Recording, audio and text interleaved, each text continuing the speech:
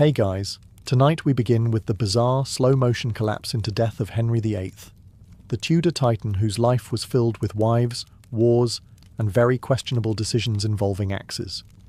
So before you get comfortable, take a moment to like the video and subscribe, but only if you genuinely enjoy what I do here. And let me know in the comments where you're tuning in from and what time it is for you. It's always fascinating to see who's joining us from around the world. Now, dim the lights, maybe turn on a fan for that soft background hum, and let's ease into tonight's journey together. At the height of his reign, Henry VIII was the golden boy of Renaissance England.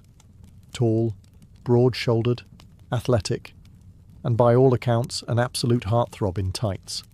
Fast forward to his final years, and you'd be forgiven for mistaking him for a heavily decorated armchair with anger issues. By the 1540s, Henry had entered what historians politely call his decline.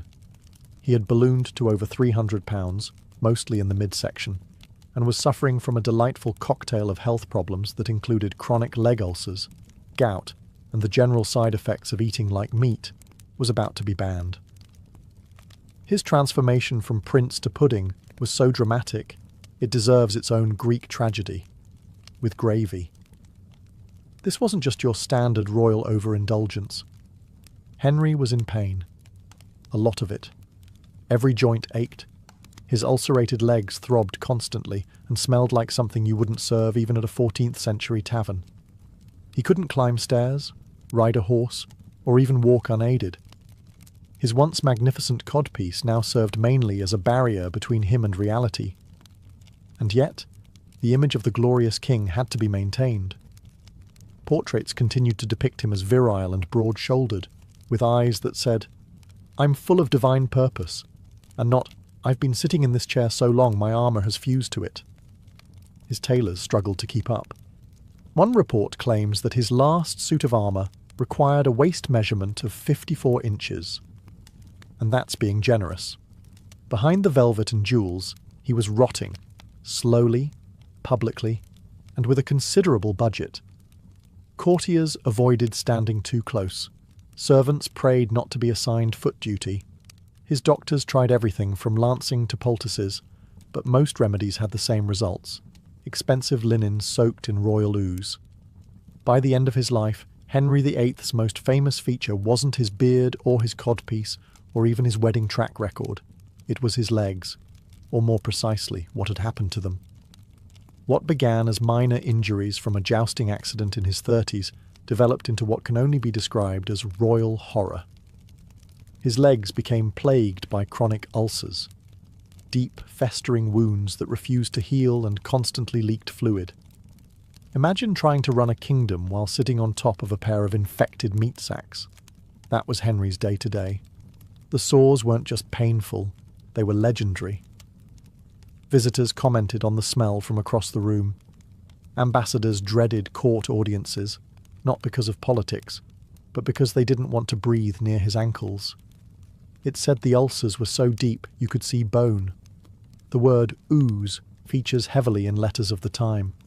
If Shakespeare had written body horror, this would have been Act 1. Naturally, the best medical minds of the 16th century were brought in, which is another way of saying they slapped herbs on it and hoped for divine intervention. Treatments included poultices made of honey, rose oil, and whatever else sounded vaguely church-approved. They also tried cauterization. Yes, burning the wounds closed, which Henry did not enjoy, understandably. And then there was the lancing. Oh, the lancing. A daily ritual of draining the wounds with blades and cloths. Imagine being a physician who has to show up every morning and say, "Good morning, Your Majesty, I'm here to stab your legs again." There's a reason so many court doctors died young, probably of trauma. The ulcers also made it nearly impossible for Henry to exercise, which, combined with his famously rich diet, created a feedback loop of decline. More weight meant more pressure on the wounds. More pressure meant more pain. More pain meant more mood swings. And more mood swings meant someone nearby was probably getting fired, exiled, or worse, remarried.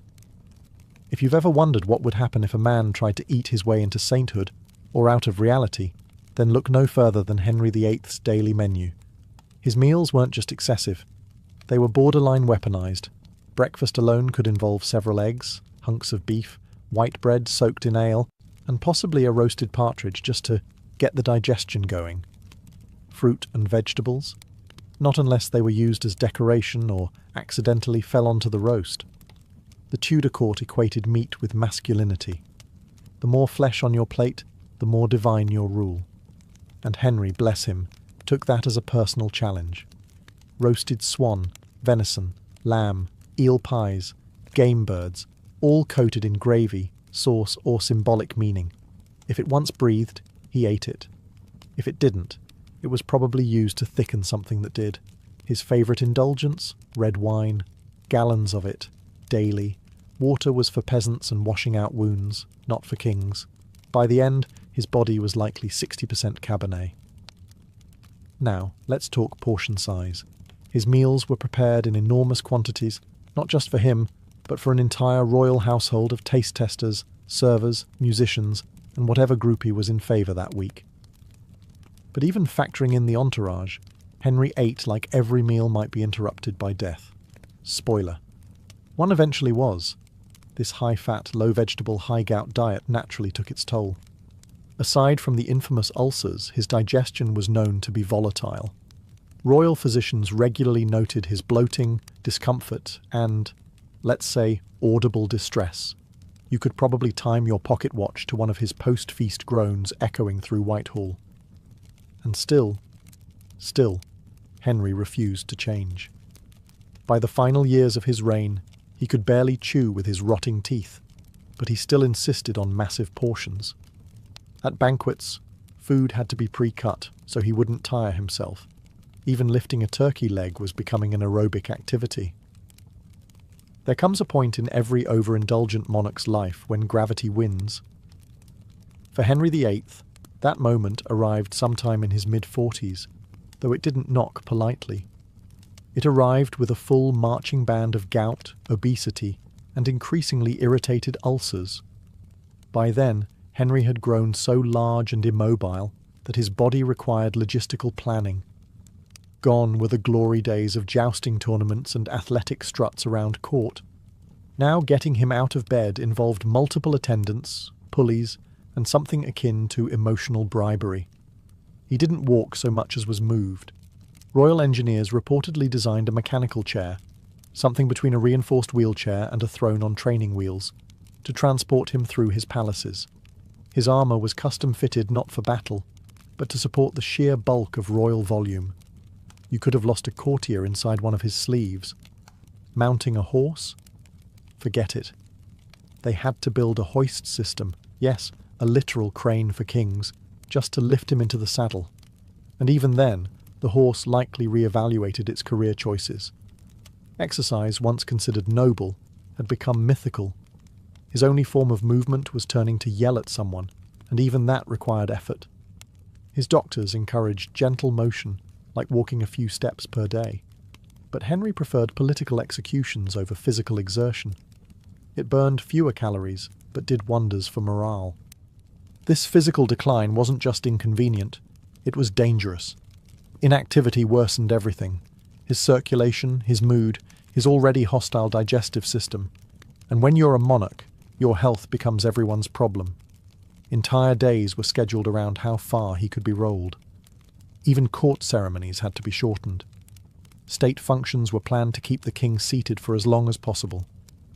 If the throne room had hosted a treadmill, it would have been purely symbolic, or used to power a spit roast. Yet no one dared say it aloud, that the most powerful man in England was quite literally weighed down by his own choices. Of all the indignities that accompany royal decay, few are as memorable, or as difficult to politely ignore, as smell. And Henry VIII, in his final years, had an aroma that reportedly arrived before he did. Now, body odour wasn't exactly rare in Tudor England. This was a time when bathing was more theory than practice.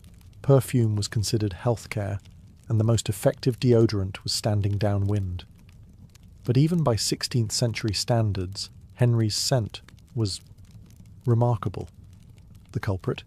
His infamous leg ulcers. These weren't just minor wounds. They were cavernous, festering, constantly draining infections wrapped in silk stockings and denial. The royal physicians did what they could: honey dressings, herbal compresses, repeated lancing. But there's only so much you can do when the king's lower limbs are threatening to declare independence. The result was a lingering, acrid stench that haunted palace corridors. Courtiers were known to subtly back away mid-conversation. Ambassadors reportedly endured meetings while holding perfumed cloths to their faces, the Renaissance equivalent of tactical air support. And then there was the matter of his general hygiene. With movement nearly impossible and pain constant, regular bathing fell off the schedule. Instead, Henry relied on powders, oils, and layers upon layers of rich fabrics designed to absorb shame. He essentially mummified himself in velvet and linen, hoping no one would notice what was rotting underneath. Spoiler, they noticed. Even his own clothing was sacrificed. It's said his garments had to be burned after use, not washed, a fitting metaphor for how much of his dignity was now considered disposable. Despite all this, no one dared speak of it in his presence. If you so much as wrinkled your nose in the wrong direction, you might find yourself reassigned to the Tower of London, or worse, tasked with changing his bandages. And yes, that was an actual job. Historians don't know their names, but we all owe them a moment of silence. It's hard enough being a monarch. It's harder still when you're in constant pain, oozing from multiple orifices, and slowly sinking into your own furniture. By the end of his reign, Henry VIII wasn't just physically immobile, he was emotionally volatile. One minute, he was weeping over his dead wife Jane Seymour's memory. The next, he was accusing someone of treason for blinking too loudly. His court lived in a constant state of psychological whiplash. Servants learned to interpret the tilt of his eyebrows the way sailors read clouds before a storm. He's frowning. That's either constipation or war. Of course, Henry hadn't always been like this. Earlier in life, he'd been charismatic, intelligent, even playful. But as the ulcers deepened, so did the mood swings. The Henry of old had been replaced by something more unpredictable, a king whose primary foreign policy tool was rage. Medical historians suspect that alongside his physical ailments, he may have suffered from untreated depression, chronic pain-induced irritability, and possibly head trauma from a 1536 jousting accident. But in 16th century England, the go-to treatment for a bad mood was prayer, leeches, or blaming the French. Unfortunately, being king meant no one could tell him to take a break. Instead, advisors smiled nervously and agreed with whatever he said. Some even praised his divinely inspired fury, which is a nice way of saying, "We'd like to keep our necks, please." The results were messy. Dozens of courtiers were exiled, imprisoned, or executed simply for falling out of favour during one of Henry's mood hurricanes. Even his longtime friend and chancellor, Thomas More, wasn't spared, proving that Henry's inner circle was shaped more like a revolving door. By January of the year 1547, everyone in the royal court could see the end coming, except notably Henry VIII. He was, in every way, falling apart. But you couldn't legally say so. Under Tudor law, predicting the king's death was treason, which made royal physicians the most anxious, overqualified actors in history. Henry was confined to bed. Not just bedridden, but bed-dwelling. He hadn't walked in weeks, hadn't ridden in years, and spent his final days ruling England from beneath a mountain of embroidered cushions and questionable decisions. His legs were swollen. His breathing was laboured. His appetite was reduced, well, by Tudor standards. He was still eating like someone who didn't realise his will was about to be the most important document in the country. Despite his obvious state, no one dared utter the word dying. Courtiers developed a whole glossary of euphemisms. He is resting deeply. His Majesty is in a reflective mood. The king is simply digesting vigorously. Even his doctors tiptoed around the subject. One physician reportedly declared, "His Majesty shall recover, God willing." A safe statement, vague, non-committal, and with divine backup. Meanwhile, said Majesty was drifting in and out of consciousness, probably hallucinating about roast goose and Protestant diplomacy. But even in his decline, Henry VIII still had paperwork to finish. He signed documents. He amended his will. He appointed a regency council for his 9-year-old son, Edward, who would soon be handed the kingdom and a debt the size of France. These weren't the majestic final acts of a noble ruler. They were scribbled commands from a very sick man whose court pretended he was just having a moment. Everyone around him knew the truth. Servants, courtiers, even the rats in the palace floorboards probably sensed something shifting. But still, they waited.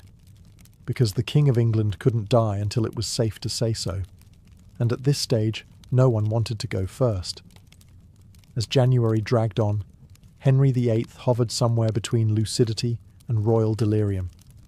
His body was shutting down, but his mind still had policies to bark out, people to snub, and a country to pretend he wasn't dying in front of. The denial was thick, possibly thicker than his ankles. He gave no formal confession, no emotional farewell, no cinematic final words. Instead, he issued instructions, edits to the will, tweaks to the Regency Council, and the usual paranoid rearranging of power players, just in case any of them got funny ideas after his eventual, and definitely not impending death. Most notably, he finalised the succession plan. His sickly 9-year-old son, Edward, would take the throne, flanked by a hand-picked group of advisors. These men, it should be noted, had roughly the loyalty and backstabbing tendencies of a barrel full of Tudor eels. Henry also ordered that his tomb be completed, a grand structure he'd been planning for decades. Spoiler, it never got finished. For all his micromanaging and power hoarding, the thing that outlasted him was paperwork. As for religion, he managed to keep things impressively ambiguous. England was still Protestantish, but not too Protestant. Just Protestant enough to upset Rome without committing to anything doctrinal. It was the ecclesiastical equivalent of muttering something under your breath and walking away quickly. Even in his final days, Henry refused to acknowledge just how close the end was. When priests asked if he'd like to make peace with God, he dodged them like a man avoiding jury duty. One account suggests he eventually whispered, "All is lost." But even then, the court wasn't sure if he meant his soul, the kingdom, or just a misplaced turkey leg. Meanwhile, the palace operated under a strict "don't say he's dying" policy. If anyone was caught using phrases like "last rites" or "funeral preparations," they were swiftly removed, not for disrespect, but for ruining the illusion that England's most powerful monarch wasn't dissolving in his own bed. In the grand tradition of royal drama, you'd expect Henry VIII to deliver a stirring deathbed confession, a Shakespearean monologue about sins, regrets, and the 6 wives he either married, murdered, or misplaced. Instead, we got silence. Or worse, administrative clarity. There were priests at his bedside, yes, but they were mostly ornamental. Henry, who had rebranded the entire Church of England just so he could annul a marriage and flirt with theology on his own terms, was suddenly very quiet about his spiritual affairs. No dramatic plea for forgiveness. No humble repentance. No, sorry about that whole beheading your mother chat with his daughter Mary. Perhaps he thought he had nothing to confess. After all, this was a man who believed God had personally endorsed his every decision, even the messier ones. From his point of view, he hadn't failed morally. He had just been chronically misunderstood by papists and wives with annoying survival instincts.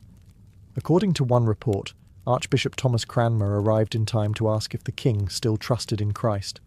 Henry VIII, barely conscious, supposedly squeezed his hand, a gesture open to interpretation. Was it affirmation? Was it muscle spasm? Was he simply annoyed the Archbishop hadn't brought wine? That squeeze would be the closest thing he ever gave to a final confession. For a man obsessed with control, it's telling that his final hours were filled not with reflection, but with paperwork, delegation, and vague gestures at spiritual matters. While other kings died repenting, Henry died reallocating. And while he had once described himself as the supreme head on earth of the Church of England, he now faced death with no more ceremony than a nod and a hand twitch. Divine authority apparently did not include an exit interview. But maybe that was the most Henry way to go. No apologies, no weeping monks, just the slow, steady decline of a man who always preferred the sound of his own laws to the echo of his conscience. And so passed Henry VIII, with no dramatic final words, no poetic closure, and absolutely no indication that he thought anything had gone wrong. When Henry VIII finally stopped breathing on January 28, 1547, the room didn't erupt into mourning or solemn proclamations. It sort of paused, then stood around awkwardly, then quietly panicked. Because here's the thing. It was illegal to declare the king dead without very specific authorization.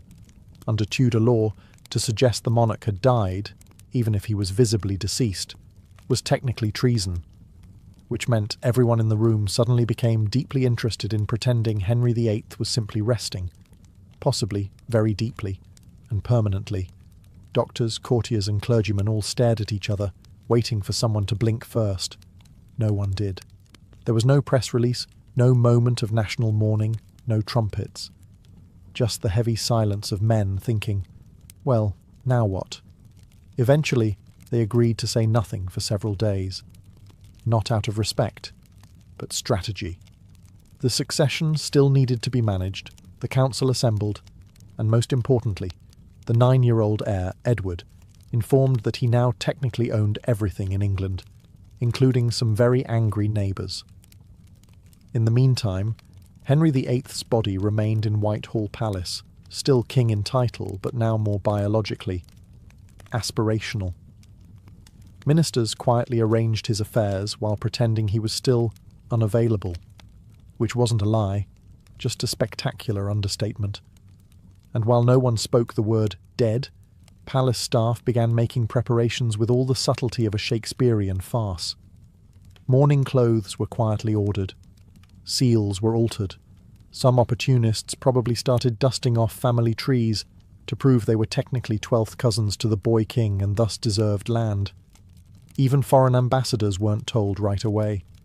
Diplomats from France and the Holy Roman Empire were still negotiating with courtiers who smiled through clenched teeth, hoping no one noticed the faint scent of royal decomposition wafting through the velvet drapes. The entire nation was being led by a man who, as far as the law was concerned, was still alive. Just unusually quiet, not currently moving, and about to need a very large coffin. Once Henry VIII was officially, if not immediately, dead, the royal handlers faced a new and urgent dilemma. What to do with the body? And unfortunately for everyone involved, the body had opinions of its own, mostly involving decomposition. Let's be blunt. The man was enormous. He weighed somewhere north of 300 pounds, and not a trim, symmetrical 300, more of a melting noble pudding shape. His body was riddled with infections, ulcers, and years of aggressive Tudor eating. So naturally, it began breaking down faster than expected. Much faster. In the chilly halls of Whitehall Palace, servants and embalmers scrambled to preserve the king. But this wasn't the golden age of refrigeration. Embalming methods were rudimentary, consisting of stuffing the corpse with spices and wrapping it in layers of cloth like a royal lasagna. The hope was that cinnamon and cloves would overpower the scent of decay. Spoiler, they didn't. Despite their best efforts, the body began to leak, slowly at first, then alarmingly. A mixture of bodily fluids seeped through the coffin, causing discomfort, confusion, and eventually widespread nausea. It got so bad that during the funeral procession to Windsor, the coffin reportedly emitted a dark stain and smell so potent that it startled the horses, and, in one now infamous account, attracted stray dogs. Yes, dogs. Licking the drippings from the former head of the Church of England, which is probably not how he imagined his legacy being honoured. To make matters worse, the coffin had been sealed hastily.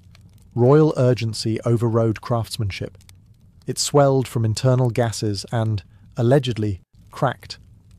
The Tudor version of Tupperware, it was not. Everyone involved tried to keep a straight face.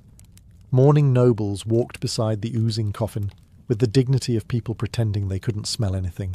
And no one, absolutely no one, brought it up in conversation afterward. It's not every day a monarch's corpse makes headlines centuries later for the way it malfunctioned. But then again, Henry VIII was never one to do things quietly. Not in life, and certainly not in death. As the funeral procession moved toward Windsor Castle, the sealed wooden coffin carrying the late king rumbled ominously. Now you'd think transporting the body of England's most iconic monarch would involve some kind of dignified marble-lined container, or at the very least, one that didn't behave like an overripe meat barrel. But alas, haste and biology conspired to make this final journey unforgettable, for all the wrong reasons. The coffin began to leak, not metaphorically, literally. Despite efforts to embalm the body, the combination of heat, internal gases, poor sealing, and sheer mass caused the coffin to sweat. And by sweat, we mean ooze. Contemporary chroniclers describe a black, putrid fluid leaking from the base of the coffin during a stopover at Sion Abbey, the kind of detail you don't soon forget, even if you desperately wish you could. It gets worse. One popular, if possibly apocryphal, account claims dogs were seen licking the fluid beneath the coffin. Imagine it. A royal procession halted in solemn silence, mourning nobles dressed in black, all while a couple of opportunistic hounds enthusiastically sample what is, by all accounts, the king. Tudor England had many rituals, but canine consumption was not supposed to be part of state funerals. And yet, no one said a word. The show had to go on. The coffin was cleaned as discreetly as possible. Everyone resumed walking, eyes forward, mouths shut, noses offended. This wasn't just an embarrassing leak. It became legend, a dark little parable whispered through the centuries. To some, it was divine retribution for Henry's cruelty. To others, it was a grim punchline to a lifetime of excess. Either way, Henry VIII had managed to do what few monarchs can claim: ruin a funeral with nothing but his presence. There's something deliciously poetic, or brutally ironic, about where Henry VIII ended up. Not in Westminster Abbey with the other great kings, not in some towering mausoleum of Tudor marble. No, the man who broke with the Catholic Church, who dissolved monasteries, and who declared himself the supreme head of the Church of England, was buried in a humble vault beneath the floor of St. George's Chapel, almost like an afterthought. He was placed next to his true love, Jane Seymour, the one wife who gave him a male heir and died before she could disappoint him. And that's it. No towering monument, no golden tomb. Just a slab on the floor that, for over a century, didn't even bear his name. It was only in the Victorian era that someone added an inscription. Until then, Henry VIII was resting in unmarked anonymity, just a few feet beneath tourists' boots and royal ceremonies. Here lies the man who once thundered across Europe with papal bulls in one hand and a turkey leg in the other. The man who decapitated 2 wives, dismantled centuries of religious tradition, and rewrote the spiritual map of England, now buried like a moderately successful merchant. The irony is rich, and yet somehow appropriate. After all the grandeur, the power, the ceremonies, and the political tantrums, it's almost fitting that Henry's final destination was quietly humble, even accidental. No glorious tomb commissioned during life, no elaborate effigy, no towering altar to his glory. Just a lead-lined box under a chapel floor, a fading memory in the company of Jane and, eventually, Charles I, whose own death was, let's say, not subtle. For all his desire to dominate history, Henry VIII ended up in a shared grave with minimal decoration and maximum foot traffic. Valeria Messalina didn't just stumble into the spotlight, she was born in it. A member of the powerful Claudian dynasty, she had imperial blood coursing through her veins. Her great-uncle was Emperor Tiberius, and her cousin would one day become Emperor Nero. In other words, Messalina was born into a family where power plays were more common than family dinners, and everyone had a dagger, if not in their hand, then firmly lodged in their back. She was raised in a Roman world defined by luxury, corruption, and high-stakes politics. It was a place where virtue was praised in public and discarded in private. From early on, Messalina would have understood the rules of this treacherous game. Loyalty was a currency, appearances were everything, and a well-timed affair or alliance could be the difference between exile and elevation. As a teenager, she was married off to her cousin, Tiberius Claudius Drusus, better known to history as Emperor Claudius. At the time, Claudius was seen as an unlikely political figure. Awkward, physically impaired, and considered something of a harmless scholar. Few imagined he would ever rise to the throne. But power in Rome had a funny way of landing in unexpected laps. When Claudius suddenly became emperor in the chaos following Caligula's assassination, Messalina, barely in her 20s, became Empress of Rome, and she didn't waste time adjusting to the role. Almost immediately, she began reshaping her image, not as a ceremonial wife, but as a force to be reckoned with. Behind her, youthful beauty and public charm was a razor-sharp mind, already scheming how to consolidate her position. Rome expected its empress to be a symbol of modesty and grace.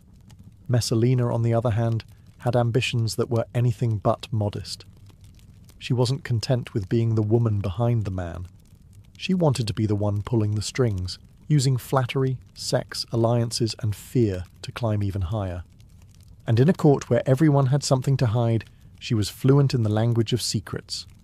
In the empire's golden halls, where gossip travelled faster than messengers, Valeria Messalina was about to become a legend and a cautionary tale.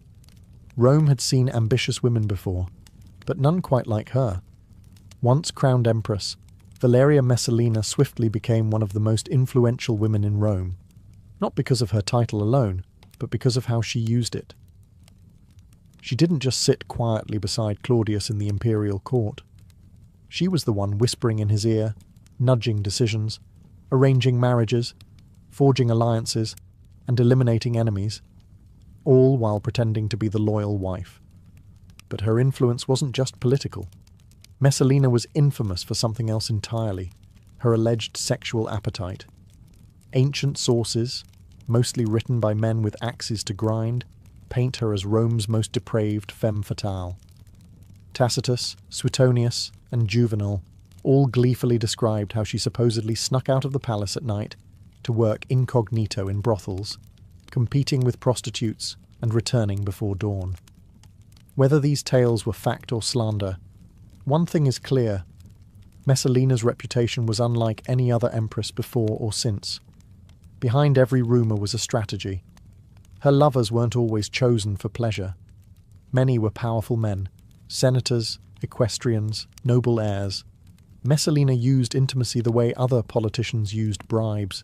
Sleep with her, and you might find yourself promoted. Cross her, and you might find yourself mysteriously exiled, or worse. Claudius, meanwhile, remained either blissfully unaware or willfully ignorant. His reign was full of distractions, administrative reforms, political infighting, and his own insecurities as an underestimated ruler. Some historians suggest that Messalina manipulated Claudius by playing the role of the innocent wife, concerned, devoted, protective. Others think he simply didn't want to know. After all, the truth would have shattered the illusion of control he had over his court and his marriage. But Rome knew. The whispers in the forums, the jokes in the bathhouses, the snide comments from rival nobles. Messalina's escapades were legendary. And while her name became synonymous with excess and lust, she still held an iron grip on power. That contradiction, scandalous yet untouchable, made her even more dangerous. She blurred the line between seduction and politics, turning her body into a weapon and her bedroom into a war room.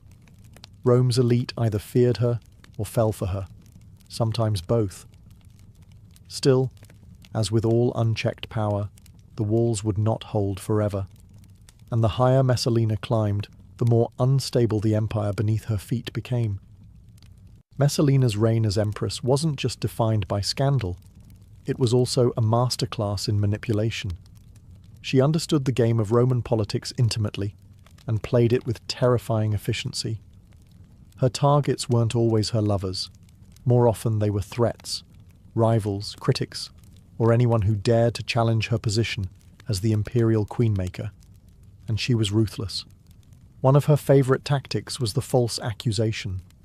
With Claudius often distracted or passive, Messalina could orchestrate the downfall of anyone by simply whispering a well-placed lie.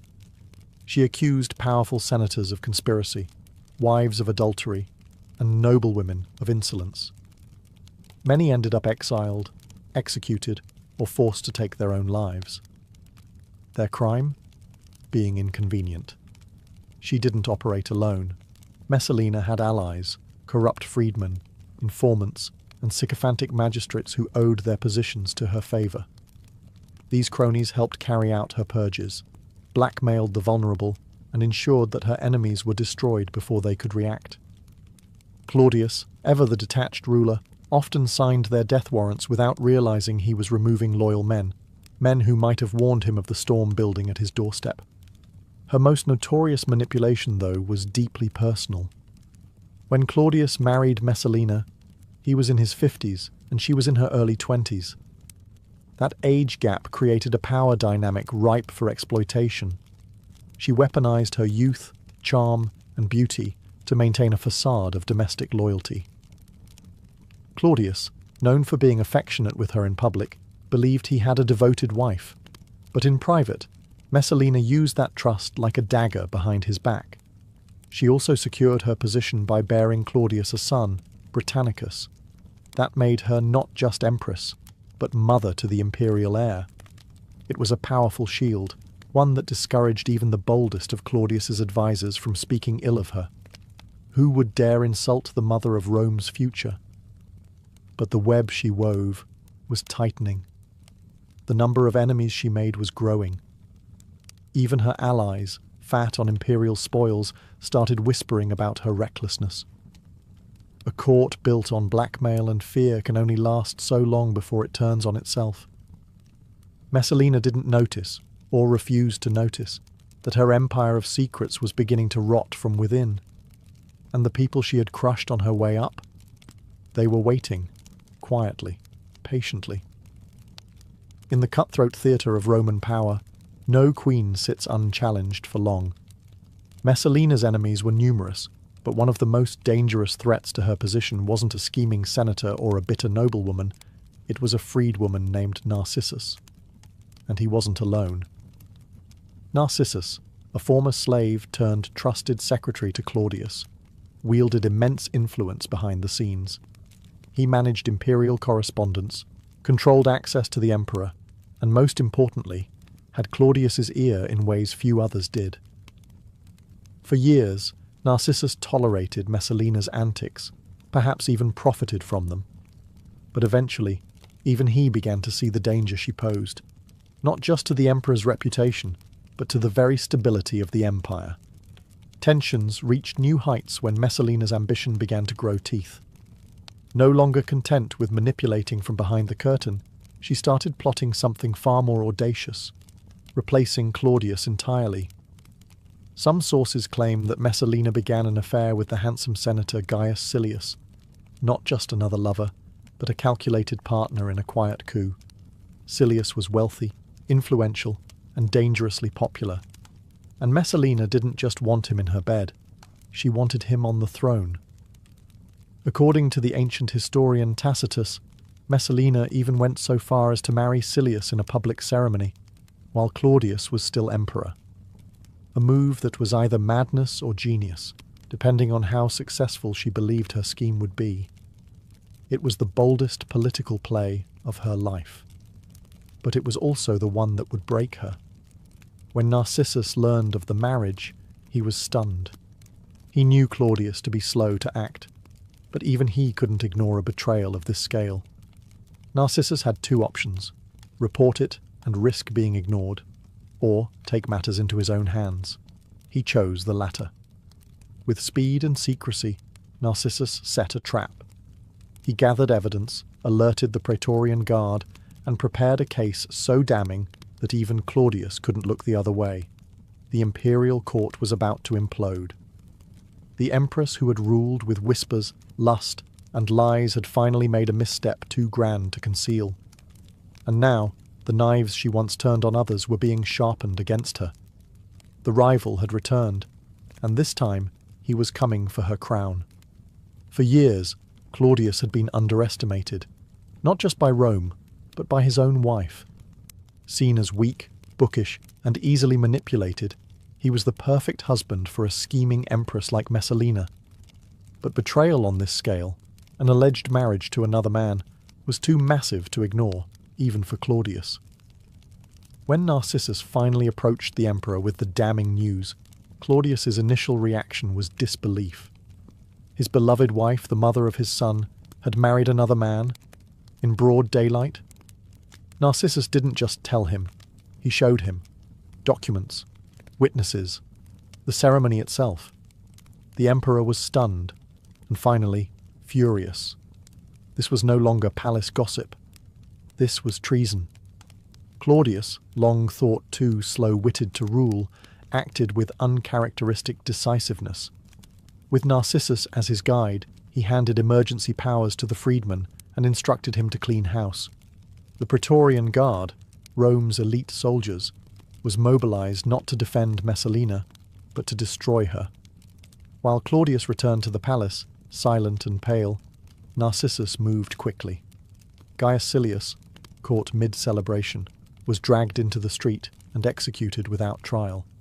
His allies, those who had lent support to the coup, or had simply known too much, were rounded up and eliminated in a brutal sweep of political housecleaning. As for Messalina, she didn't run. She didn't hide. In a strange, almost tragic twist, she believed, right until the end, that Claudius would forgive her, that her beauty, her charm, her role as mother of his heir would save her once again. She even fled to the gardens of Lucullus, begging for a chance to speak with him, to explain. But Claudius wasn't listening anymore. The man she had treated like a puppet had finally cut his strings. At first, Claudius hesitated to order her death. Despite everything, he still seemed torn. But Narcissus, fearing that Claudius might waver, acted first. He sent a centurion with a dagger and a message. Die with dignity, or be dragged through the forum in disgrace. Messalina, uncharacteristically paralyzed by fear, tried to stall.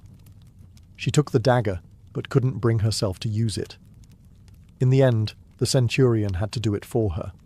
The empress who had controlled Rome with seduction and silence died in a garden, alone, panicked, and powerless. And just like that, the most infamous woman in imperial history was gone. With Messalina dead, the imperial court fell into a cold, uneasy silence. It wasn't just the end of a scandal. It was the erasure of an era. Claudius, publicly stoic, ordered that her name be stricken from official records. Statues were pulled down. Inscriptions were defaced. Documents mentioning her deeds were quietly destroyed or rewritten. Rome was instructed to forget its empress. But how do you forget a woman like Messalina? The city whispered even more now that she was gone. Stories about her final moments circulated like wildfire. Some claimed she cried for Claudius to save her until her last breath. Others said she cursed him, defiant to the end. Either way, her memory refused to vanish as easily as her portraits did. The political clean-up continued. Silius and his supporters were just the beginning. Claudius, now suspicious of everyone, began purging his court with a paranoid edge. Freedmen and officials who had once dined with Messalina were either dismissed, imprisoned, or executed. The Senate, eager to appear loyal, passed motions denouncing her treason, calling it a stain on the empire that had now been righteously cleansed.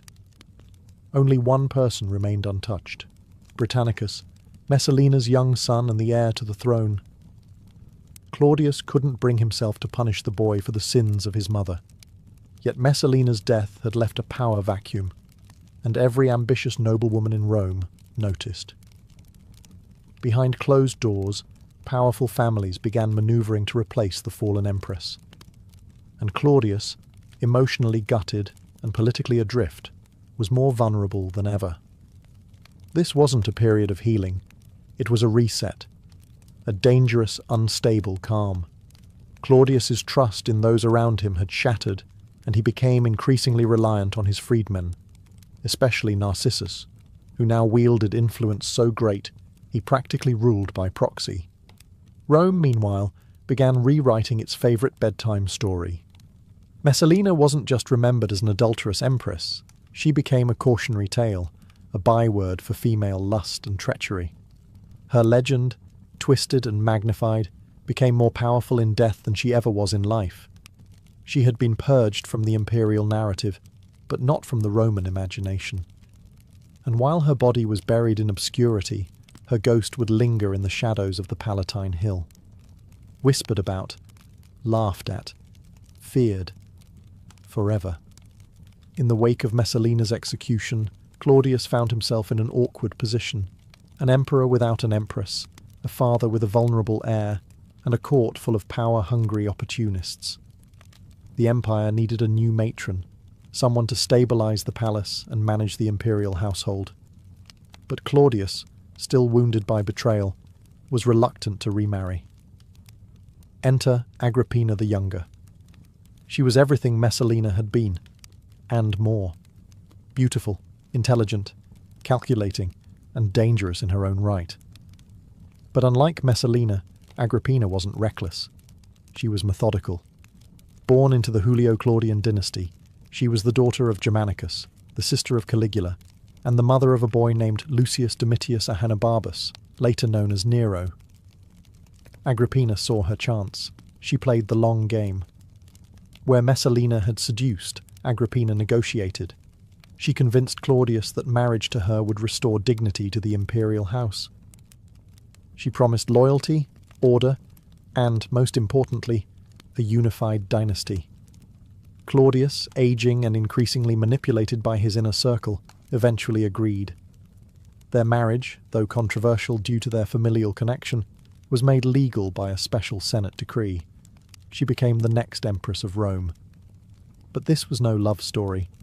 Agrippina wasn't interested in sharing the throne. She wanted to control it. And she quickly began purging any remaining allies of Messalina, ensuring that the old empress's name stayed buried, along with her son Britannicus's claim to the throne. She installed her own people in key roles, isolated Claudius from his previous advisors, and began grooming her son Nero as the future emperor. Step by step, she dismantled Messalina's legacy, not just through politics, but through memory. And the Roman people? They watched, bemused. Some whispered that Agrippina was just Messalina with better PR.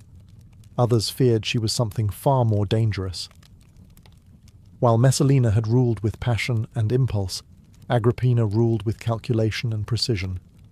Where Messalina had overplayed her hand, Agrippina never showed hers until it was too late. The empire had traded one empress for another, but whether Rome had learned its lesson was doubtful.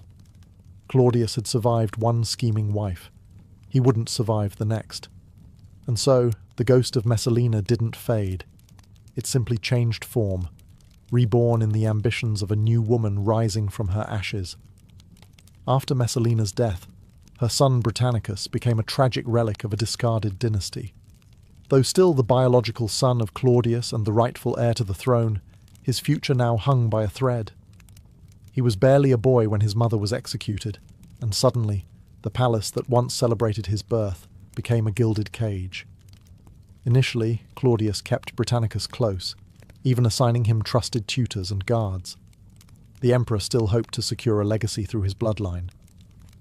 But that hope was quietly and efficiently dismantled by Agrippina the Younger, who had no intention of letting Messalina's child sit on the imperial throne.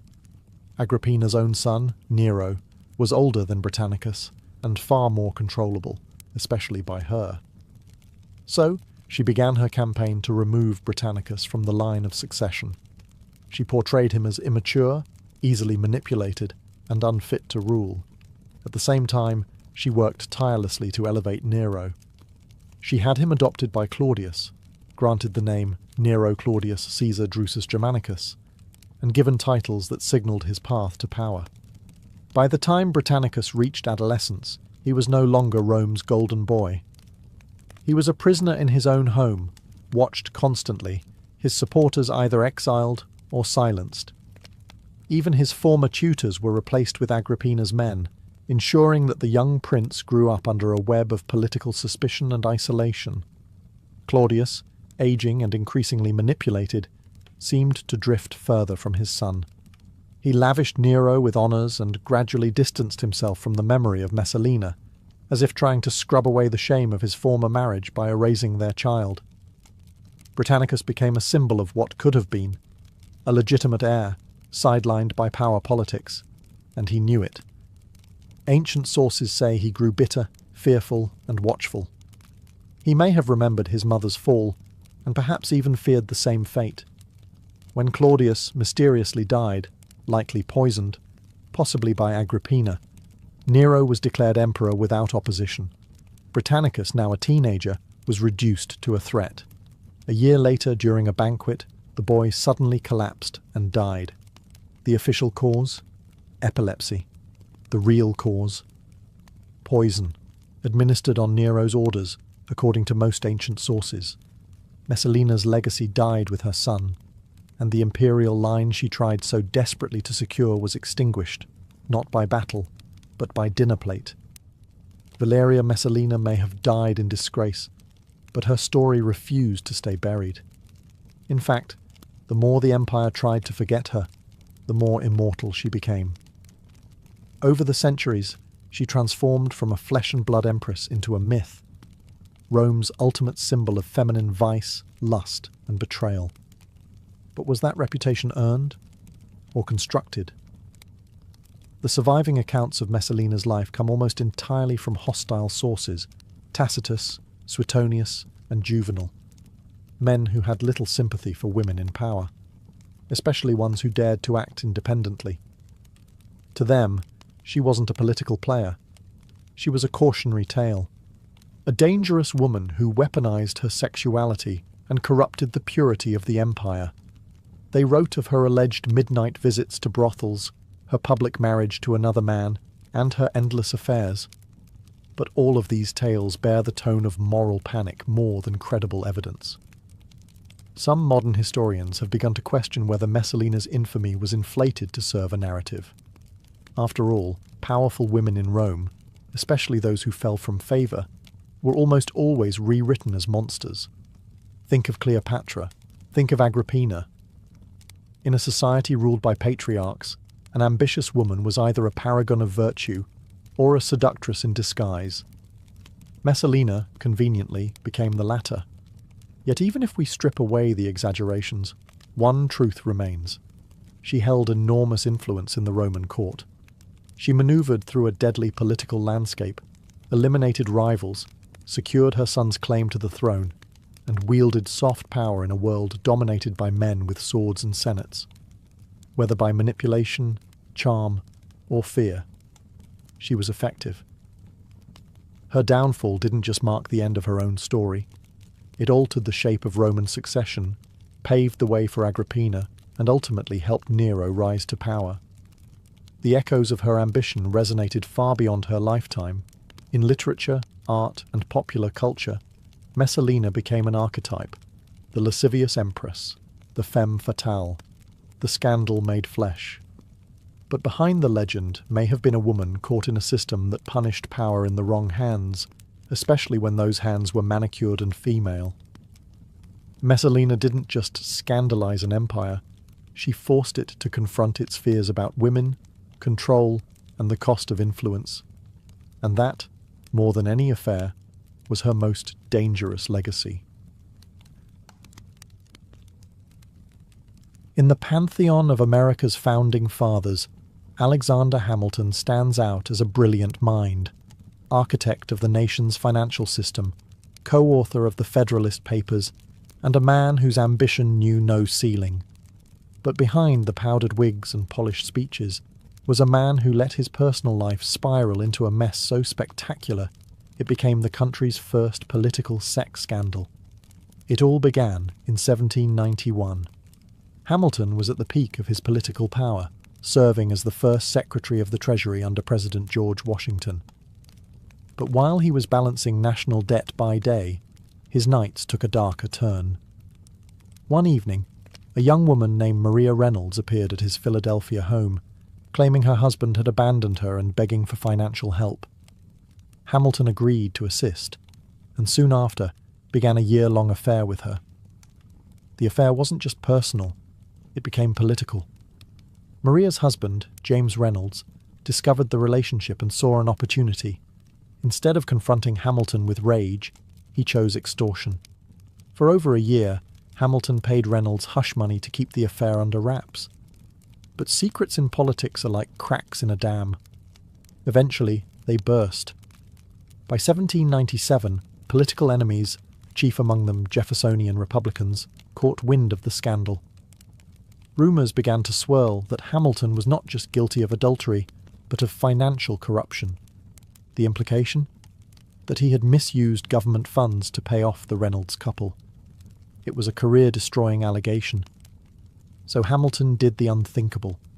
He wrote a 95-page confession known as the Reynolds pamphlet, detailing every sordid moment of the affair in shocking, unapologetic clarity. He confessed to sleeping with Maria, to paying her husband, and to his moral failings, while insisting he had never stolen from the Treasury. The fallout was brutal. Federalists were horrified, his reputation plummeted, and his enemies had a field day. Hamilton was humiliated publicly and politically, losing much of his influence in Washington's inner circle. And yet, in typical Hamilton fashion, he went down swinging. He'd rather be remembered as an adulterer than a thief. It was a gamble that preserved his integrity, at the cost of his dignity. In the end, it wasn't a duel or a debate that first cracked the armour of America's boldest founding father. It was lust, blackmail, and one very detailed pamphlet. Thomas Jefferson is often painted as the idealist behind America's Declaration of Independence, the philosopher-president who championed liberty, democracy, and the pursuit of happiness. But behind the neoclassical architecture of Monticello stood a truth Jefferson never acknowledged publicly, a secret family, born of bondage. Sally Hemings was an enslaved woman at Jefferson's estate. She was also his late wife's half-sister, the daughter of a white slave owner and a biracial enslaved woman. That twisted irony was not lost on historians. Even more complicated? Hemings was only around 14 years old when Jefferson, in his 40s, likely began his relationship with her during his diplomatic stay in Paris. For decades, this relationship was dismissed as rumour.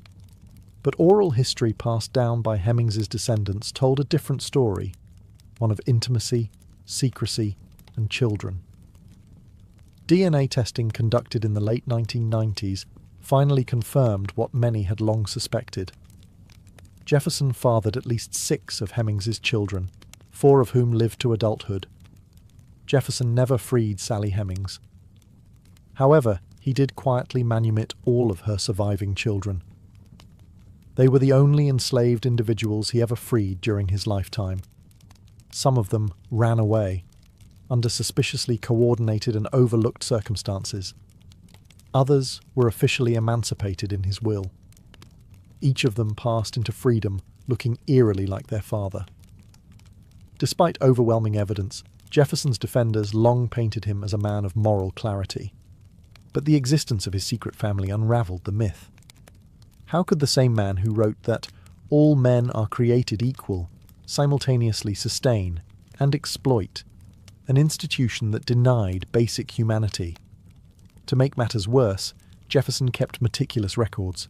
He noted Hemings's pregnancies on his plantation logs, and her children always seemed to coincide with his stays at Monticello. But what's missing is the acknowledgement. He never admitted the relationship, never spoke their names publicly, and never addressed the glaring contradiction between his politics and his private life. Sally Hemings, for her part, never left any writings. Her voice has been filtered through documents written by men who saw her as property. What little we know of her character comes from the resilience of her children, who went on to build lives as free Americans. In the shadows of Jefferson's Enlightenment ideals lay a secret family, hidden behind shutters, born of silence, and forced to carry both his name and his burden. Benjamin Franklin was a printer, inventor, diplomat, and philosopher, a man of unmatched curiosity and wit. But beyond the lightning rods and bifocals, Franklin had a far more mysterious side. A side filled with shadowy clubs, risque writings, and a social life that would have made most Puritans faint. Let's start with the Hellfire Club. While there's debate over how deep Franklin's involvement ran, he spent years in England during the height of its popularity. The Hellfire Club was a secret society known for hedonism, satire, and irreverence toward religion. Their motto? Do what thou wilt. It was less about demonic worship and more about scandalous parties in hidden grottos, where elite men gathered to drink, gamble, and pursue pleasures both intellectual and physical. Franklin had many such associations. In Paris, while serving as the U.S. ambassador, he was famously fond of French salons, intellectual gatherings that often blurred the line between politics and flirtation. French women adored him, and he adored their company. Letters reveal he was no stranger to romantic dalliances, even in his old age. He once admitted that older women made better lovers, famously writing, "They don't yell, they don't tell, and they're grateful as hell." Yes, the same man whose face adorns the $100 bill wrote that. Franklin also had a fascination with secret codes and pseudonyms. He frequently published under fake names, Mrs. Silence Dogood, Polly Baker, Richard Saunders, creating whole fictional personas to explore taboo topics like religion, sex, and hypocrisy. His writing skewered authority and exposed moral contradictions. But it also hinted at his deeper interests in libertine philosophy and alternative forms of thought. Then there were his personal relationships. Though married to Deborah Reed, Franklin spent many years away from her in Europe. His letters reveal no evidence of fidelity, and plenty of warmth toward other women. Some historians even speculate that he may have fathered children abroad, though no claims were ever confirmed. What's clear is that Franklin was a man driven by appetite, intellectual and otherwise. He wasn't bound by the rigid morality of his Puritan ancestors. In fact, he seemed to take pleasure in bending the rules, particularly in matters of sex, power, and thought. So while schoolbooks may show us a wise, kite-flying inventor, the real Franklin was far more electric, charged with secrecy, mischief, and late-night enlightenment. George Washington is often remembered as a marble statue of a man, stoic, fearless, and impossibly dignified. But beneath the powdered wig and military posture was a deeply private individual with his own share of contradictions, insecurities, and suppressed emotions. Let's start with something most people don't know. Washington was never particularly eager to lead. Before becoming Commander-in-Chief of the Continental Army, he expressed doubts about his own qualifications. He worried, genuinely, that he didn't have the experience or skill to lead a war against the British Empire. And even once he accepted, he refused a salary, asking instead for expense reimbursement, possibly to avoid the appearance of ambition. He also struggled with image. Washington obsessed over how others perceived him. He destroyed much of his personal correspondence, particularly letters that might tarnish his legacy. This included potentially romantic letters to Sally Fairfax, the wife of one of his friends. Long before Martha, Sally seems to have been the object of Washington's early affections. His letters suggest a deep emotional connection, filled with poetic longing and restrained passion. Speaking of Martha, while their marriage was stable and affectionate, it wasn't romantic in the traditional sense. The two rarely wrote intimate letters, and those that survived show a formal, almost business-like tone. Martha destroyed nearly all of their personal correspondence after his death, suggesting there were emotions, or secrets, she didn't want history to know. Then there was the matter of Washington's temper. While he was known for his cool demeanour, his private aides recorded moments of intense rage, especially when things went poorly in battle. He once hurled his hat to the ground and cursed so furiously that soldiers fell silent in shock. These weren't public outbursts, but they reveal the emotional pressure he lived under while presenting a calm, controlled exterior. Washington also owned hundreds of enslaved people, a fact often glossed over in patriotic portrayals. Though he made a show of moral discomfort with slavery and eventually freed some in his will, he still benefited from forced labor throughout his life. Privately, he maneuvered around Pennsylvania's gradual abolition laws by rotating enslaved workers out of state to prevent their legal emancipation. The father of the nation had private doubts, personal regrets, and moral compromises. His greatness was real, but so were his secrets, and in that complexity lies the humanity history so often airbrushes away. Of all the founding fathers, John Adams may have had the sharpest tongue and the tenderest heart. He was brilliant, argumentative, and sometimes insufferable, but behind his stern New England exterior was a man whose most revealing secrets were written, not spoken. And no one received more of those secrets than his wife, Abigail. Their correspondence is one of the most intimate windows into early American political life, and into a marriage that was unusually modern for its time. While other founders engaged in affairs disappeared for years, or buried their personal lives under silence, John and Abigail wrote to each other constantly. Over 1,100 letters survive. In them, Adams poured out his frustrations, fears, political calculations, and deep affection. When John was away in Philadelphia or Europe, Abigail became his advisor, not just his emotional support. He regularly asked her opinion on economic matters, foreign diplomacy, and the behaviour of fellow revolutionaries. She, in turn, reminded him to remember the ladies, a plea for women's legal rights that was far ahead of its time. But Adams also had a paranoid streak. He was deeply insecure about his place in history. He resented how much attention Washington and Franklin received, and feared he'd be forgotten or overshadowed. After the presidency, he watched with bitterness as Jefferson became the darling of the Republic, while he faded into the background. His letters from retirement brim with envy, irritation, and longing for recognition. He also had a famously difficult personality. Adams didn't suffer fools, and in his eyes, most men in government were fools. He feuded with Hamilton, mistrusted Jefferson, and was alienated from nearly every major political faction at some point. His single term as president was marked by controversy, including the Alien and Sedition Acts, which clamped down on press freedom and civil dissent. Yet for all his flaws, Adams never lost his moral compass. He was the only founding father who refused to own slaves on principle, even when it made him politically unpopular and economically disadvantaged.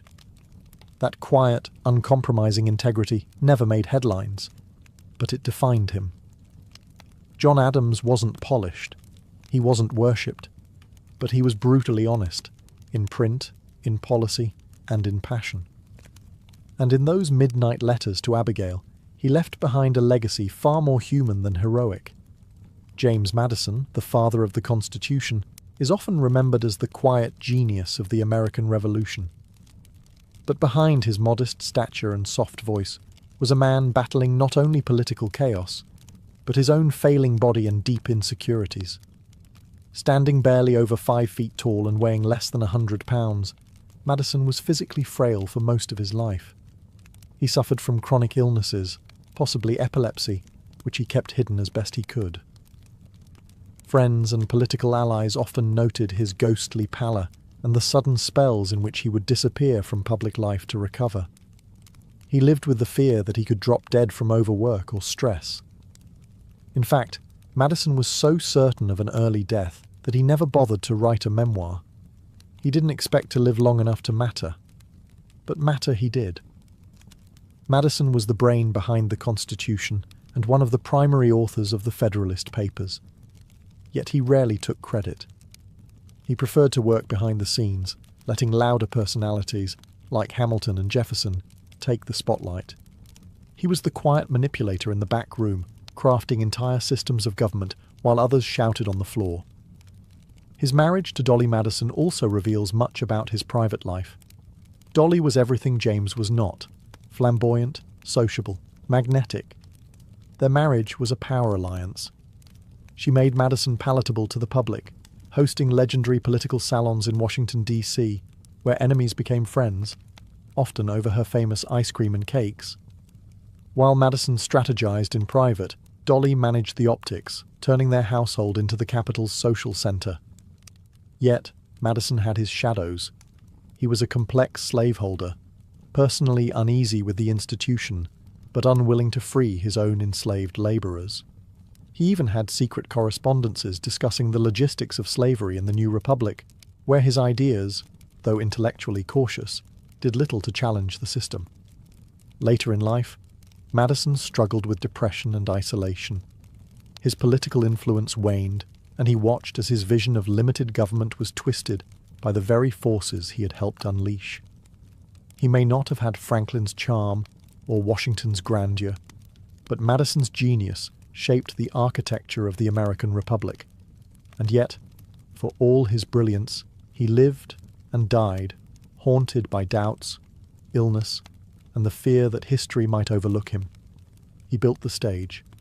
Others took the bow. Thomas Paine was the fiery pen behind America's Revolution. His pamphlet Common Sense lit the spark that pushed colonists toward independence. Yet, unlike the other founding fathers, Paine ended up a political exile, forgotten and despised by the very nation he helped to create. Paine wasn't born into wealth or privilege. He was a working-class Englishman who only arrived in America at age 37, carrying little more than a letter of recommendation from Benjamin Franklin. But in 1776, his writing changed everything. Common Sense sold over 100,000 copies, an astronomical number at the time. It was written in bold, plain language that ordinary people understood. It didn't just call for independence, it demanded it, ridiculing monarchy and championing the idea that government should serve the people. But Paine's revolutionary fervour didn't stop at America's shores. After the US gained independence, he sailed to France and supported the French Revolution, at first. There he wrote The Rights of Man, defending revolution against tyranny. It made him an enemy of the British Crown and a hero among French radicals. Yet when the revolution turned bloody, Paine was horrified. He opposed the execution of King Louis XVI, which made him a traitor in the eyes of France's new regime. He was imprisoned in Paris, narrowly escaping the guillotine thanks to a quirk of fate, a chalk mark that mistakenly spared his life. Meanwhile, back in America, Paine's reputation was unraveling. His next major work, The Age of Reason, attacked organized religion and questioned the authority of the Bible. Though he claimed to believe in God, his book was branded as atheist blasphemy. Former friends turned on him. Washington ignored his letters. The Federalists condemned him as dangerous. By the time he returned to the US in 1802, Paine was a pariah. The same man who once ignited a revolution was now mocked in newspapers, denied the right to vote in some states, and shunned by polite society. He died in 1809, poor and alone, buried on a small farm in New York. Only 6 people attended his funeral. Paine's ideas had helped birth a nation, but his unrelenting honesty, refusal to compromise, and attacks on religion cost him everything else. He lit the fuse, but was burned by the flame. While most of the Founding Fathers are remembered for stern portraits and dusty speeches, Gouverneur Morris lived more like a rakish character from a scandalous 18th century novel. He's the man who actually wrote the final draft of the US Constitution, including the iconic preamble, "We the People." But his private life, anything but textbook. Morris was charismatic, flamboyant, and unapologetically indulgent. He walked with a cane after losing his leg in a mysterious carriage accident, though some whispered it had more to do with jumping from a jealous husband's window than any noble injury. Either way, Morris didn't let it slow him down. In fact, the wooden leg became something of a trademark. just one more thing that made him stand out in the staid world of powdered wigs and rigid protocol.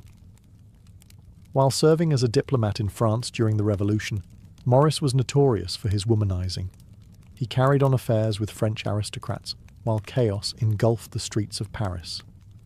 One lover was caught in the same revolutionary purge that took Queen Marie Antoinette. Another supposedly helped him escape a mob attack. But Maurice wasn't just a libertine, he was an iconoclast. He openly criticized slavery, calling it a nefarious institution, while many of his contemporaries stayed silent or profited from it. He even refused to sign the Constitution unless it protected the federal government's power over slavery, a demand that eventually got watered down. Back home, Maurice didn't tone things down. He never married until late in life, instead enjoying a long string of mistresses and scandalous romances that made his colleagues uncomfortable. At age 57, he shocked high society by marrying his housekeeper, Anne Carey Randolph, herself the centre of a major scandal involving an alleged abortion and accusations of infanticide. The press had a field day, but Maurice didn't care. He was used to being the odd man out. Even his death was unusual. According to legend, Maurice attempted to treat a urinary blockage by inserting a whalebone into his urethra, a move that led to fatal internal damage. Whether the story is true or not, it fits the pattern. Maurice lived and died on his own terms, often to the astonishment of those around him. In a room full of powdered wigs and moral posturing, Gouverneur Maurice was a one-legged, sharp-tongued wild card, and one of the most fascinating figures you've probably never heard of. The Founding Fathers gave birth to a new nation, with ideals that promised liberty, justice, and equality. But the private lives they lived often contradicted the very freedoms they so passionately preached. And as the myths of American greatness grew, so too did the willful erasure of their contradictions. Slavery was the most glaring hypocrisy. Many of the men who declared all men are created equal either owned slaves, profited from slavery, or actively defended it. Jefferson, Washington, Madison, Monroe, all slaveholders. Even as they debated independence, enslaved men and women toiled on their plantations, stripped of the rights the Constitution would later promise to protect. Some, like Franklin and Hamilton, took steps toward abolition, but none dismantled the system that made their world possible. Women were another blind spot. Abigail Adams famously urged her husband to remember the ladies as the laws of the new republic were being shaped. He did not. None of them did. The Constitution excluded women entirely. In their private letters, the founders spoke tenderly of their wives and daughters. But legally, those women had no rights, no vote, no voice. Then there were the moral double standards. Affairs, illegitimate children, secret societies, and whispered scandals filled their private lives. Yet they wrote about virtue, honour, and restraint. They condemned tyranny abroad while preserving inequality at home. They feared monarchy but allowed dynastic wealth and inherited power to flourish in their new republic. Some were aware of the contradictions. Washington agonized over slavery in his final years. Madison wrote at length about the dangers of factionalism, ironically, while building the very political party system he warned against. Others, like Jefferson, seemed capable of compartmentalizing their lives entirely, writing stirring philosophical tracts in the morning and managing enslaved laborers by afternoon. But these flaws don't erase their contributions. They make them human. The Founding Fathers were not gods in togas. They were brilliant, ambitious, flawed men, filled with private weaknesses and public convictions. They built a nation on paradoxes, many of which still haunt America today. Their legacies are not marble statues, but living arguments. Arguments about freedom, power, morality, and who gets to write history. And in their secret lives, tangled in scandal, contradiction, and compromise, we find not just the origins of a country, but the blueprint of its enduring struggles. Napoleon Bonaparte may have ruled empires and orchestrated historic battles, but when it came to love, he was almost embarrassingly vulnerable. Behind the hardened exterior of a military genius was a man completely disarmed by passion, especially when it came to Joséphine de Beauharnais, his first wife and most haunting obsession. Their relationship began as a whirlwind. Joséphine, a charming widow 6 years his senior, captivated the young general completely. After a brief courtship, they married in 1796. Almost immediately, Napoleon departed for his Italian campaign, leaving his new bride behind in Paris. From the front lines of war, he began writing, letters that reveal not the voice of a conqueror, but that of a love-struck, borderline desperate man. In one letter he confesses, "I awake full of you. Your image and the memory of last night's intoxicating pleasures have left no rest to my senses." In another, he pleads, "Don't wash, I'm coming home." The letters swing between eroticism, possessiveness, and profound insecurity. Napoleon would win a battle and then immediately sit down to scold Joséphine for not writing back quickly enough. He demanded daily letters, interpreting silence as betrayal. His emotions were so volatile that his tone often changed mid-sentence, from romantic longing to bitter accusation. Joséphine, meanwhile, was far less enthusiastic. While Napoleon poured out his soul, she enjoyed Parisian salons, and eventually took lovers of her own. News of this crushed Napoleon, and his letters began to reflect his heartbreak. Still, even after discovering her infidelity, he couldn't let go. His letters grew darker, more obsessive. He wrote of being tormented, sleepless, consumed. Joséphine, for her part, often replied with vague pleasantries or silence. It was a one-sided romance, inked in heartbreak. Years later, after divorcing her in 1810 to marry Marie-Louise of Austria for political reasons, Napoleon still carried a torch for Joséphine. Even in exile, he reportedly kept a portrait of her near his bed, and on his deathbed at St. Helena, his last words are said to have included her name. France, the army, head of the army, Joséphine. For all his power, Napoleon couldn't command love. His letters remain not just historic documents, but confessions of a man undone not by enemy fire, but by a woman who never quite loved him back the way he hoped. Frida Kahlo didn't just paint pain, she wrote it.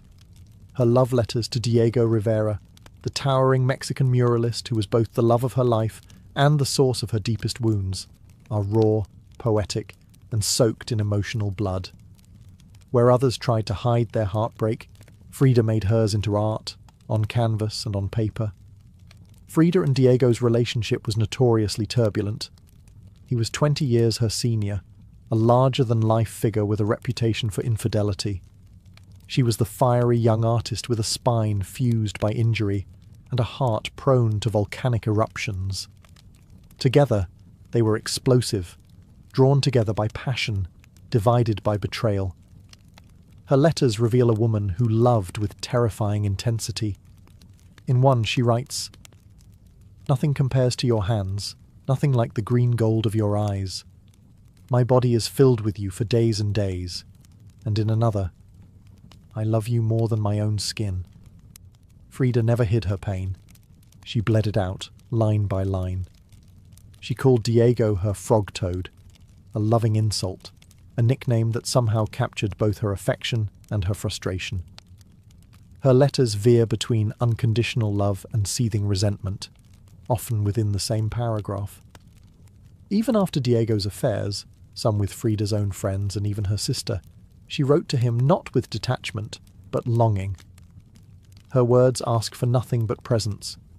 "I ask you for violence in the nonsense, and you give me grace, your light, and your warmth." They divorced in 1939. They remarried a year later. Nothing between them was ever stable, but the bond remained unbreakable. Even when they were apart, Frida wrote as if Diego were oxygen. Necessary, maddening, and always just out of reach. Her physical suffering also poured into her letters. After her horrific bus accident, which left her with lifelong pain, Frida described her body as a battlefield, one that Diego could not save, but somehow made bearable. Her vulnerability was total, but it was never weak. In the end, Frida Kahlo's letters are not just about Diego.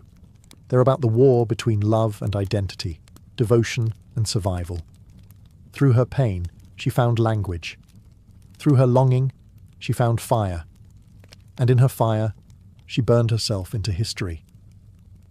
Ludwig van Beethoven, the brooding genius of classical music, left behind some of the most passionate letters ever written, though the identity of the woman who inspired them remains one of history's greatest love mysteries.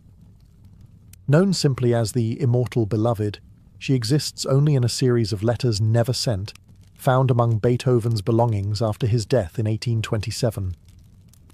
These letters weren't addressed to a name, no date, no return address, just deep, aching declarations of love that baffle and mesmerize scholars to this day.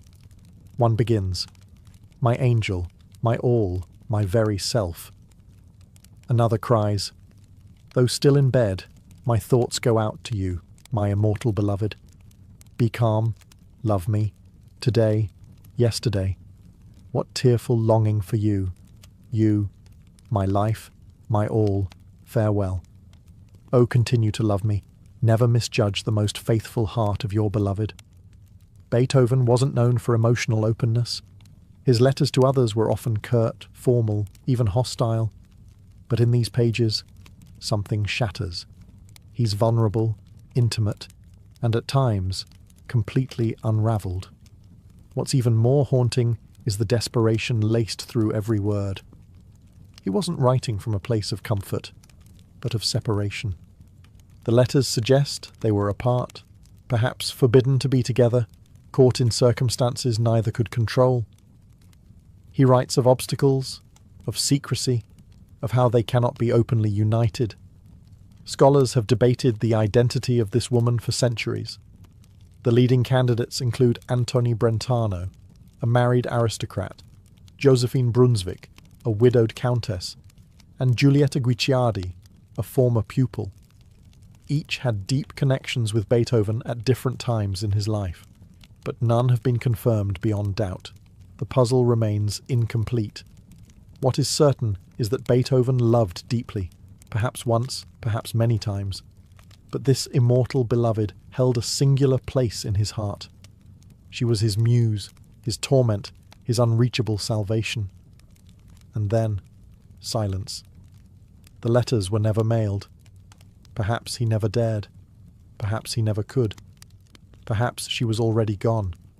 For a man who composed symphonies that echoed through the ages, it was his unsent letters, full of human longing and wordless grief, that exposed the quietest notes of his soul. His immortal beloved remains unknown, but through his ink, we hear her name in every tragic chord. Oscar Wilde, the celebrated wit of the Victorian era, known for his sharp quips and decadent prose, also penned one of the most devastating love letters in literary history. It wasn't sweet, it wasn't flirty. It was a 50,000-word epistolary howl from a man whose love had destroyed him. Its name? De Profundis, Latin for from the depths. Wilde wrote it while imprisoned in Reading jail, serving a 2-year sentence for gross indecency due to his homosexual relationship with Lord Alfred Douglas, a young aristocrat known as Bosie. Their love affair had scandalised society, enraged Douglas's powerful father, and led Wilde from salons and champagne to a prison cell. The letter begins with grief, but it quickly transforms into something more harrowing. A confession, an indictment, a meditation on love and suffering. He writes, "You came to me to learn the pleasure of life and the pleasure of art. Perhaps I am chosen to teach you something much more wonderful, the meaning of sorrow and its beauty." Wilde accuses Douglas of vanity, selfishness and abandonment, but he never stops loving him. That's the torment. Every paragraph of De Profundis swings between bitterness and longing, betrayal and worship. It's not just a breakup letter, it's a requiem for Wilde's former life. Wilde blames himself too, calling his own indulgence and blindness fatal flaws. He reflects on how he tried to mould Bosie into someone deeper, someone worthy of devotion. Instead, he was consumed. The relationship, he admits, led to his public disgrace, his financial ruin, and the erosion of his genius. But De Profundis is more than a record of heartbreak. It's a philosophical treatise born from suffering. Wilde speaks of Christ as the ultimate artist of sorrow, of how pain creates empathy, and of how prison stripped away every illusion he'd built. He writes, "Where there is sorrow, there is holy ground." After his release, Wilde sent the letter to Douglas, but their bond was beyond repair. Wilde died a few years later, penniless and in exile. De Profundis wasn't published in full until after both men were gone. It is not a love letter in the traditional sense, but it is perhaps the most painfully honest one ever written. Not about desire, but about what love takes when it's done giving. Virginia Woolf, the modernist literary giant known for stream-of-consciousness novels and fierce intellect, had a quiet storm simmering beneath her composed exterior. While married to Leonard Woolf, a steady and supportive partner, she fell deeply and unapologetically in love with another woman, Vita Sackville West, a fellow writer, aristocrat, and free spirit. Their relationship defied categorization. It was emotional, intellectual, romantic, and, at times, physical. It began in the 1920s and bloomed through a series of letters that remain some of the most lyrically beautiful expressions of same-sex love in literary history. In one of the earliest letters, Woolf writes, "I am reduced to a thing that wants Virginia. It is incredible how essential to me you have become." The roles often reversed. Woolf, usually so guarded, became the one who pined, longed, crumbled. Her letters are full of restrained desire, humour, and subtle desperation. She found in Vita not just a lover, but a muse, a symbol of freedom and bold femininity she both envied and adored. Woolf's masterpiece Orlando was inspired directly by Vita, a fantastical, gender-bending time traveller that embodied the spirit of her elusive love. It was both a literary experiment and a love letter in disguise. Vita, in return, adored Virginia, though her affections were often scattered. She had other lovers, other intrigues, and her own complicated marriage. Yet her letters to Woolf showed deep admiration and enduring attachment. "I miss you even more than I could have believed, and I was prepared to miss you a good deal." What makes their correspondence so extraordinary is the way it dances around conventions. These were not declarations shouted from rooftops. These were whispers across pages, intimate, coded, and infused with longing that transcended physicality. Even after their romantic relationship cooled, they remained close, exchanging letters until Woolf's suicide in 1941. One of her last letters, addressed to Leonard, her husband, is often quoted. But it is her letters to Vita that contain her rawest joy, her vulnerability laid bare in ink. In a world that tried to define love rigidly, Woolf and Vita wrote their own rules.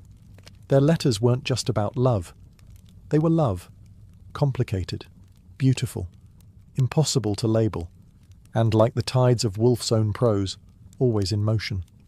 John Keats, the romantic poet who gave us lines like, "A thing of beauty is a joy forever," lived a life tragically short but emotionally overwhelming. He died at just 25, but in his final years he poured out his soul in letters to the woman he adored, Fanny Brawne. Their romance was filled with intensity, poetry, and dread. Keats, already sick with tuberculosis, knew he was living on borrowed time.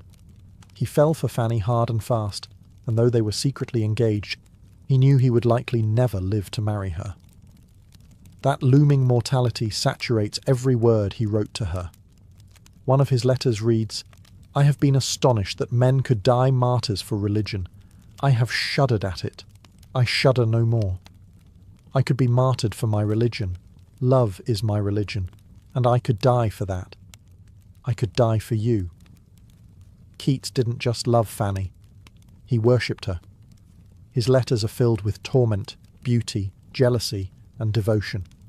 He longed for her presence so deeply it hurt him physically. He called her his goddess, his bright star, and even in moments of insecurity, he clung to her image like a lifeline. But his illness made everything more desperate. He feared being a burden. He feared she might stop loving him. And most of all, he feared he'd die without ever truly knowing her as a husband would. That fear, that burning sadness, makes the letters unbearably tender. In another letter, he writes, "I almost wish we were butterflies and lived but 3 summer days. 3 such days with you I could fill with more delight than 50 common years could ever contain." Fanny kept his letters for the rest of her life, though she rarely spoke of him afterward. When Keats died in Rome in 1821, he was buried beneath a stone that bore no name, only the inscription, "Here lies one whose name was writ in water." But his name did not wash away. His poetry endured. And so did his letters to Fanny, pages soaked in yearning, preserved against the odds, reminders that even in the shadow of death, love can still burn brilliantly. John Keats didn't get a lifetime, but he left behind a love that reads like eternity. Emily Dickinson, one of America's most enigmatic poets, lived much of her adult life in seclusion, rarely leaving her home in Amherst, Massachusetts. But behind her reclusive exterior and cryptic verses was a deep, passionate emotional world, one that found expression in letters as mysterious as her poetry. Her most intense correspondences were addressed to a figure she called Master. These 3 letters, never sent, never named, reveal a woman wrestling with overwhelming love and existential longing. She writes, "Master, open your life wide and take me in forever, but I shall never be satisfied with never." The identity of Master has never been confirmed. Some believe it was Charles Wadsworth, a married preacher she admired. Others suggest it may have been a composite, a symbolic lover, or even an expression of divine yearning. Whatever the truth, the letters are unmistakably intimate, tender, erotic, aching with restrained desire. Dickinson also carried on emotionally charged relationships with women, especially Susan Gilbert Dickinson, her sister-in-law and next-door neighbour. Over 300 letters to Susan survive, filled with romantic language, poetic flirtation, and declarations that blur the line between deep friendship and romantic love. She wrote to Susan, "Susie, will you indeed come home next Saturday and be my own again, and kiss me? I hope for you so much, and feel so eager for you. Feel that I cannot wait, feel that now I must have you." These weren't casual notes. They were floods of feeling, composed in slanted, swirling handwriting. Dickinson never married, and her emotional life remained largely invisible during her lifetime. But her letters reveal someone with a fierce capacity to love, intensely, secretly, and poetically. It's no coincidence that many of her greatest poems mirror the tone of her letters, the aching, the obsession, the sacred terror of intimacy. Her words move like riddles, wrapping love in layers of metaphor and punctuation dashes. Emily Dickinson lived behind closed doors, but she loved in wide, sweeping sentences. Her letters, fragmented, half-lost, often coded, invite readers into a hidden realm of affection too powerful to be publicly declared. In a world that feared women's emotions, Dickinson buried hers in verse and in ink, trusting perhaps that someday someone would find them and understand. Winston Churchill is often remembered for his unshakable wartime leadership, rousing speeches, and eternal scowl. But behind the bulldog bravado was a man deeply devoted to his wife, Clementine Hozier, a relationship preserved in a remarkable series of love letters that spanned more than 5 decades. From the moment they met in 1904, Winston was smitten. Their courtship was brief, just 4 months, and the letters began almost immediately. Even as bombs fell and empires crumbled, Churchill took time to write to Clementine. His tone, usually fierce and forceful in public, turned soft and playful in private. In one letter he wrote, "My darling Clemmy, I hope you will forgive me for writing you such a short letter. But really, I am so busy running the British Empire, I have scarcely time to keep my head on.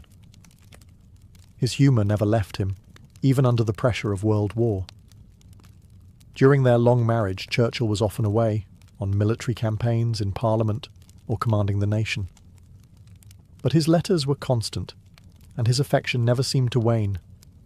He called her his cat, and signed letters as Pug, a nod to their nicknames for one another. They wrote not just as husband and wife, but as lifelong friends, confidants, and emotional anchors. But they weren't always in harmony. One of Clementine's most famous letters, written in 1940 during the height of the war, gently warned Winston that he was becoming short-tempered with his staff.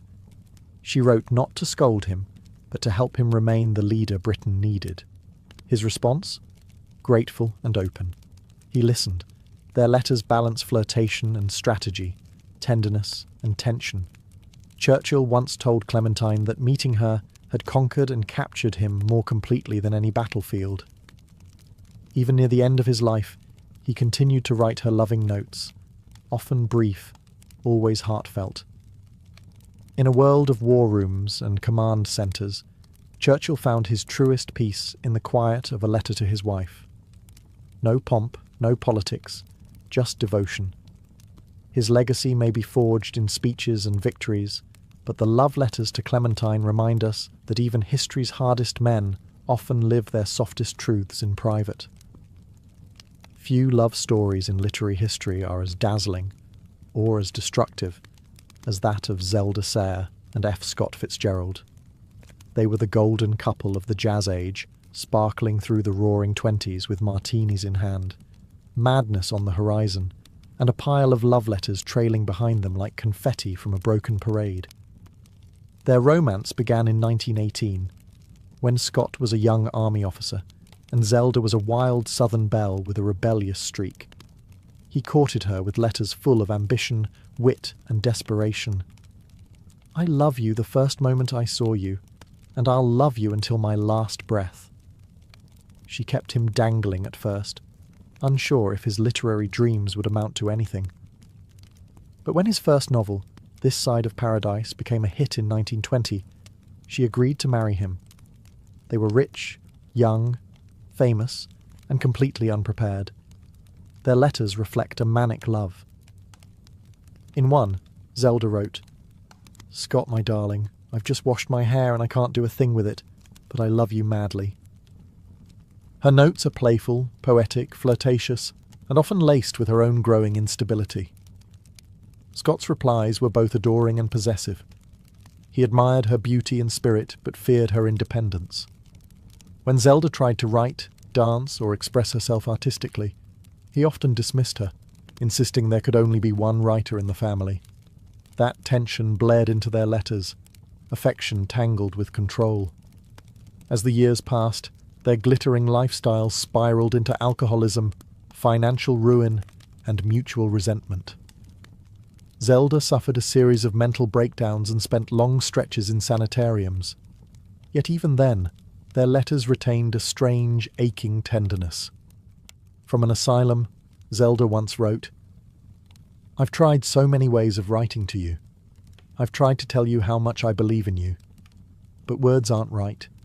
They just aren't."